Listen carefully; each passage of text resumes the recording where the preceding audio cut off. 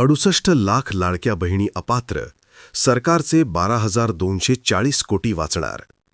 नमस्कार, मी अजित पालव. पाहू शकता लोकमतची ही अधिकृत बातमी आहे. News network Lokmat. संपूर्ण माहिती पहा काय दिली आहे.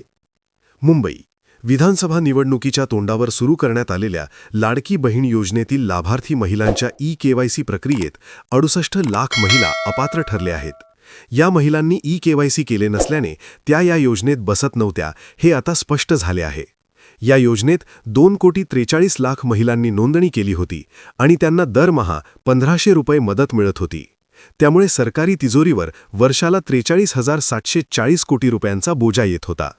राज्याची आर्थिक घडी या योजनेमुळे काहीशी विस्कटल्याने अपात्र महिला शोधण्याची मोहीम महिला व बालकल्याण विभागाने हाती घेतली. यात शासकीय कर्मचाऱ्यांनीही या योजनेचा लाभ घेतल्याचे समोर आले. योजनेच्या अटी पूर्ण न करणाऱ्या किंवा श्रीमंत घरातील महिलाही या योजनेचा लाभ घेत असल्याने सरकारने लाभार्थी खातेदारांचे केवायसी करण्याचा निर्णय घेतला होता. पुढे पहा. तत्पूर्वी तुम्हाला काय वाटतं? श्रीमंत आणि घरात शासकीय कर्मचारी असणाऱ्या महिलांचे लाभ बंद करण्यात आले की ज्यांना अतिशय गरज आहे अशा निराधार महिलांचे देखील लाभ बंद करण्यात आले आहेत? कमेंट करून अवश्य सांगा. तर पहा, आता दरवर्षी लागणार 31,500 कोटी.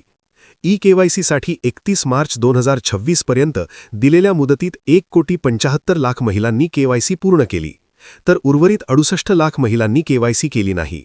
त्यामुळे त्या अपात्र ठरल्या. आता त्यांना दरमहा 1,500 रुपये लाभ द्यावा लागणार नाही. त्यामुळे सरकारचे वर्षाला तब्बल 12,240 कोटी रुपये वाचणार आहेत. या योजनेसाठी दरवर्षी 43,740 कोटी रुपये लागत होते. आता सरकारला 31,500 कोटी रुपये वर्षाला लाडक्या बहिणींना द्यावे लागणार आहेत.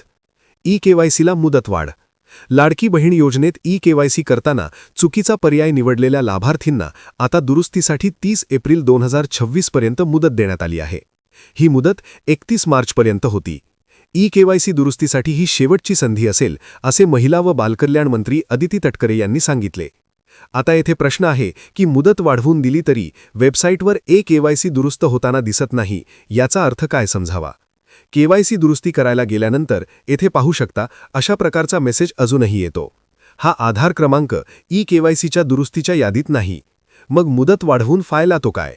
जर सरकारला बहिणीची एवढीच काळजी असेल तर सरकारने पुन्हा ई-केवायसी चालू करावी आणि आपल्या निराधार बहिणींना आधार द्यावा. तुम्ही जर माझ्या मताशी सहमत असाल तर व्हिडिओला एक लाईक अवश्य करा. धन्यवाद.